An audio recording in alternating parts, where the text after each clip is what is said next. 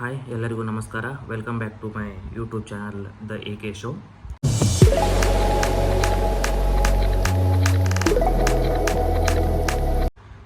ಇನ್ನು ಇವತ್ತಿನ match RCB ಮತ್ತು ಮುಂಬೈ ಇಂಡಿಯನ್ಸ್ ನಡುವೆ ಆಯಿತು.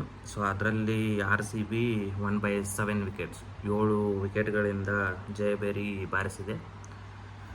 ಇನ್ನು ಮ್ಯಾಚ್ ಸಮರಿ ಬರೋದಾದರೆ RCB ಅವರು ಟಾಸ್ ಗೆದ್ದು ಮೊದಲು ಬಾಲಿಂಗ್ ತೊಗೊಂಡ್ರು. ಇನ್ನು ಬಾಲಿಂಗಲ್ಲಿ ಆಮೇಲೆ MI ಬ್ಯಾಟಿಂಗ್ ನೋಡೋದಾದರೆ ಸೇಮ್ ಪೇರ್ ಅಗೇನ್ ಮ್ಯಾಥ್ಯೂಸ್ ಇಲ್ಲ, ಆ್ಯಕ್ಚುಲಿ ಚೇಂಜ್ ಮಾಡಿದ್ದಾರೆ ಇವತ್ತು. ಯಾಕಂದರೆ ಯೂಶ್ವಲಿ ಬರೋದು ಯಸ್ತಿಕಾ ಭಾಟಿಯಾ ಮತ್ತು ಮ್ಯಾಥ್ಯೂಸು. ಬಟ್ ಇವತ್ತಿನ ಮ್ಯಾಚಲ್ಲಿ ಫಸ್ಟ್ ಓಪನರ್ ಆಗಿ ಬಂದಿತ್ತು ಸಂಜನಾ ಅವರು ಮತ್ತು Mathews. Sanjana I think wicket keeper ಅನ್ಕೊಂತೀನಿ. ಇವರು 30 ರನ್ ಹೊಡೆದ್ರು 21 ಬಾಲ್ ಆಡಿ. ಇನ್ನು ಮ್ಯಾಥ್ಯೂಸ್ ಅವರು 26 ರನ್ಸ್ 26 ರನ್ನು 23 ಬಾಲು. ಆಮೇಲೆ ಬಂದಿದ್ದು ಸೇವಿಯರ್ ಬ್ರಂಟು. ಸೊ ಸೇವಿಯರ್ ಇವತ್ತು ಆಗಲಿಲ್ಲ, ಏನೋ ಇವತ್ತು ಅವ್ರ ಡೇ ಸರಿ ಇರಲಿಲ್ಲ. ಇನ್ನು ಲಾಸ್ಟಲ್ಲಿ ಬರ್ತೀನಿ. ಸೊ ಅವರು ಇವತ್ತು ಸೇವಿಯರ್ ಬ್ರಂಟ್ ಸ್ಕೋರ್ ಮಾಡಿದ್ದು ಎಷ್ಟಪ್ಪ ಅಂದರೆ 10 ರನ್ನು 15 ಬಾಲ್ ಆಡಿ ಅದು. ಆಮೇಲೆ ಹರ್ಮನ್ಪ್ರೀತ್ ಕೌರ್ ಬಂದರು. ಅವರು ಡಕ್ಔಟ್ ಆದರು ಇವತ್ತು. ನಾನು ಅವತ್ತೇ ಹೇಳಿದೆ ಅವರು ಬ್ಯಾಟಿಂಗ್ ಪರ್ಫಾರ್ಮೆನ್ಸ್ ಇನ್ನೂ ಚೆನ್ನಾಗಿ ಆಗಿಲ್ಲ ಅಂಥೇಳಿ. ಬಟ್ ಲಾಸ್ಟ್ ಮ್ಯಾಚ್ ಒಂದು ಚೆನ್ನಾಗಿ ಆಡಿದ್ರು, ಸಿಂಗಲ್ ಹ್ಯಾಂಡಲ್ಲಿ ಮ್ಯಾಚ್ ಗೆದ್ಸಿದ್ರು ಅವರು. ಬಟ್ ನನ್ನ ಪಾಯಿಂಟ್ ಏನಂದರೆ, ಬರೀ ಒಂದು ಮ್ಯಾಚ್ ಆಡಿ ಅಥವಾ ಅಮಾಸೆಗೋ ಅಥವಾ ಹುಣ್ಣಿಮೆಗೋ ಆಡಿದ್ರೆ ಅದಾಗಲ್ಲ. Consistency is very important in this type of sports. ಈ ಥರ ಸ್ಪೋರ್ಟ್ಸಲ್ಲಿ ಕನ್ಸಿಸ್ಟೆನ್ಸಿ ತುಂಬ ಬೇಕಾಗತ್ತೆ. ಇವಾಗ ನೋಡಿ, ಮೊನ್ನೆ ತುಂಬ ಚೆನ್ನಾಗಿ ಆಡಿದ್ರು. ಇವತ್ತು ಕಾನ್ಫಿಡೆನ್ಸು ಅಥವಾ ಫಸ್ಟ್ ಬಾಲ್ ಅವರು ಬೀಟ್ ಮಾಡ್ಬೋದಾಗಿತ್ತು ಅಥವಾ ಬಾಲ್ ಬಿಡ್ಬೋದಾಗಿತ್ತು. ಬಟ್ ಅವರು ಶಾರ್ಟ್ ಹೊಡೆಯೋಕ್ಕೆ ಔಟ್ ಆದರು. ಆಮೇಲೆ ನೆಕ್ಸ್ಟ್ ಬಂದಿದ್ದು ಅಮಿಲಾ ಕೇರ್. ಅವರು 2 ರನ್ ಹೊಡೆದ್ರು 5 ಬಾಲ್ ಆಡಿ. ಆಮೇಲೆ ಪೂಜಾ ವಸ್ತ್ರಕರ್ ಅವರು ಒಂದು 6 ರನ್ ಹೊಡೆದ್ರು ಅಷ್ಟೇ.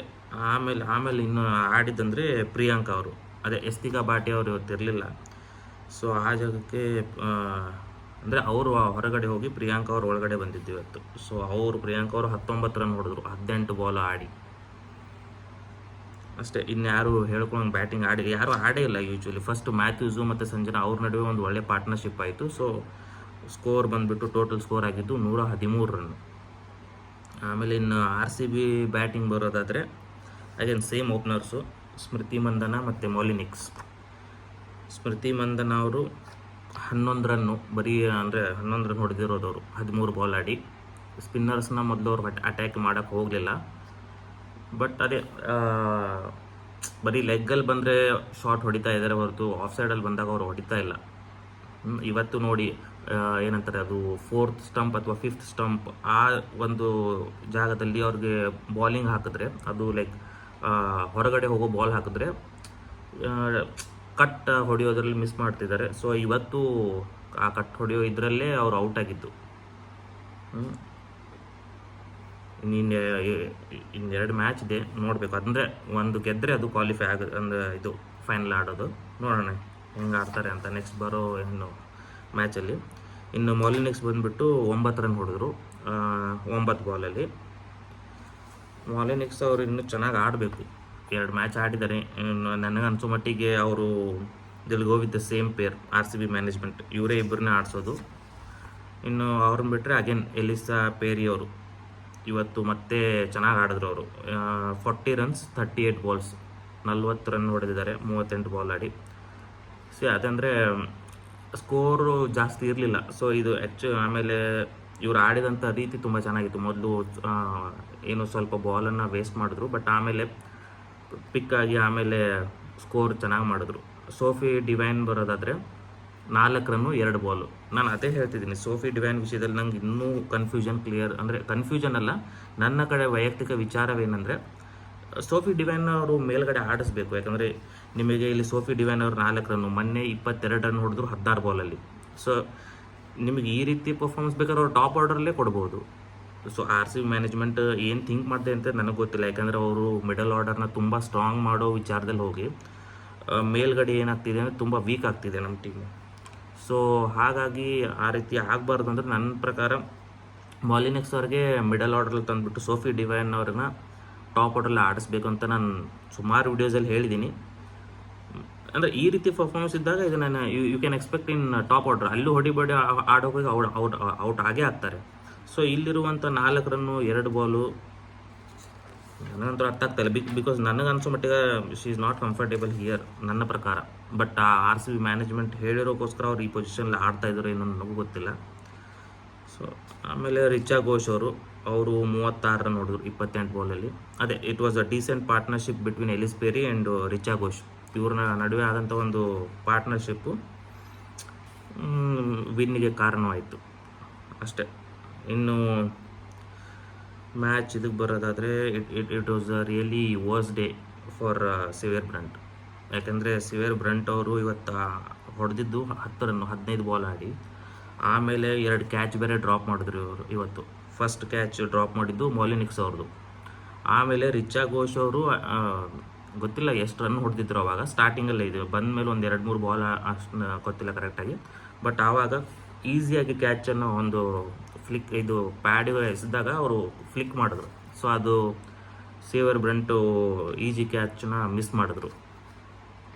ಸೊ ಆಮೇಲೆ ಒಂದು ಬೌಂಡ್ರಿ ಕೂಡ ತಡಿಬೋದಾಗಿತ್ತು, ಅದನ್ನು ಮಿಸ್ ಮಾಡಿದ್ರು. ಸೊ ಇವತ್ತಿನ ದಿನ ಅವ್ರಿಗೆ ಚೆನ್ನಾಗಿರಲಿಲ್ಲ. It was good day for RCB ಅಂತ ಹೇಳ್ಬೋದು. ಆಮೇಲೆ ಇನ್ನು ಬಾಲಿಂಗ್ ವಿಷಯದಲ್ಲಿ ಬರೋದಾದರೆ ಬೆಸ್ಟ್ ಬಾಲಿಂಗು ಎಲಿಸಾ ಪೆರಿ ಅವರು 4 ಓವರ್ ಹಾಕಿ 15 ರನ್ ಕೊಟ್ಟಿದ್ದಾರೆ, 6 ವಿಕೆಟ್ಸ್. ಮೊನ್ನೆ ನಾನು ಶ್ರೇಯಾಂಕ ಪಾಟೀಲ್ ಬಗ್ಗೆ ಹೇಳ್ತಾ ಇದ್ದೆ, 4 ವಿಕೆಟ್ ತೊಗೊಂಡ್ರು, 4 ಓವರ್ ಹಾಕಿ 24 ರನ್ನು ಹೇಳಿದ್ದೆ. ಬಟ್ ಇದು ಅದಕ್ಕಿಂತ ತುಂಬ ಚೆನ್ನಾಗಿ ಬಾಲಿಂಗ್ ಹಾಕಿದ್ದಾರೆ ಇವತ್ತು. 4 ಓವರು 15 ರನ್ನು 6 ವಿಕೆಟ್ಗಳು. ಹ್ಯಾಟ್ರಿಕ್ ಒಂದು ಚಾನ್ಸ್ ಇತ್ತು ಅವ್ರಿಗೆ, ಬಟ್ ಹ್ಯಾಟ್ರಿಕ್ ತೊಗೊಳಕ್ಕೆ ಆಗಲಿಲ್ಲ ಅವ್ರ ಕೈಲಿ. But okay. ಸೊ ಇದು ಒಂದು RCB ಏನಂದರೆ ವಿನ್ ಆಗೋಕ್ಕೆ ಕಾರಣ ಆಯಿತು, ಇವರು ಬೆಸ್ಟ್ ಬಾಲಿಂಗು. ಆ್ಯಂಡ್ ಇನ್ನೇನಿಲ್ಲ, ಇನ್ನು ಫೈನಲಿ ವಿ ಕ್ವಾಲಿಫೈಡ್. ಸೊ ಮೇಲಲ್ಲಿರೋದು DC, ಆಮೇಲೆ MI, ಆಮೇಲೆ ನಾವಿದ್ದೀವಿ. ಸೊ ಇವಾಗ DC ಅವ್ರ ಮ್ಯಾಚ್ ಒಂದು ಲಾಸ್ಟ್ ಇವ್ರ ಜೊತೆ UP ವಾರಿಯರ್ಸ್ ಅನ್ಕೊತೀನಿ, GT ಜೊತೆ ಇದೆ ಅನ್ಕೊತೀನಿ, ಗುಜರಾತ್. ಸೊ ಅವ್ರ ಜೊತೆ ಅವ್ರ ಮ್ಯಾಚ್ ಗೆದ್ದರೂ ಆಯಿತು ಸೋತರೂ ಆಯಿತು, ಅವ್ರು ಟಾಪಲ್ಲೇ ಇರ್ತಾರೆ ಬಿಕಾಸ್ ಆಫ್ ರನ್ ರೇಟ್. ಅವ್ರ ರನ್ ರೇಟ್ಗೆ ಮತ್ತು ಮುಂಬೈ ಇಂಡಿಯನ್ಸ್ಗೆ ಇರುವಂಥ ರನ್ ರೇಟು ತುಂಬ ಡಿಫ್ರೆನ್ಸ್ ಇದೆ. ಸೊ ಸೋತರೂ ಒಂದು ರನ್ ರೇಟನ್ನು ಮೇಂಟೈನ್ ಮಾಡಿದ್ರೆ ಸೋಲ್ಬೋದು, ಸೋಲಲ್ಲ, ಯಾಕಂದರೆ they are in very good form. So ಅದನ್ನೇ ಅವರು ಕಂಟಿನ್ಯೂ ಮಾಡ್ತಾರೆ ಅನ್ಕೊತೀನಿ. ಸೊ ಹಾಗಾಗಿ ಅವರು ಟಾಪಲ್ಲೇ ಉಳಿತಾರೆ. ಇನ್ನು ಮ್ಯಾಚು ನಮಗೆ ಮತ್ತು ಇವ್ರಿಗಾಗೋದು ಮುಂಬೈ ಇಂಡಿಯನ್ಸ್.